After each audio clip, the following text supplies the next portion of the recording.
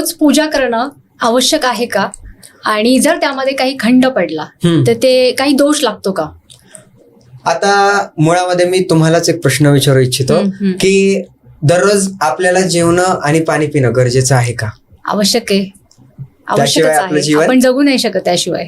तर मग तसंच आहे की जर का तुम्ही सनातनी आहात, तुम्ही जर का हिंदू आहात, तर अर्थातच तुमच्या घरामध्ये दररोज घंटानाद शंखनाद हा झालाच पाहिजे. आणि घंटानाद शंखनाद केव्हा होणार आहे? ज्या वेळेला तुमच्या घरामध्ये पूजा होणार आहे. मंत्रजप तुमच्या घरात झालाच पाहिजे. नाही तर तुमची पिढी काय म्हणणार आहे, अरे आमचे आई वडीलच पूजा करत नाही, आम्ही कशाला करायची?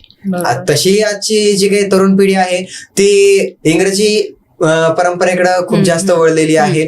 तर त्यांना आपल्याकडे वळवण्याचा प्रयत्न आपल्याला करायचा. म्हणून आपण स्वतः देवपूजा केली पाहिजे. दररोज आपल्या घरामध्ये मंत्रजप झाले पाहिजे. आपल्या घरामध्ये आपण दररोज शंखनाद आणि घंटानाद केला पाहिजेत.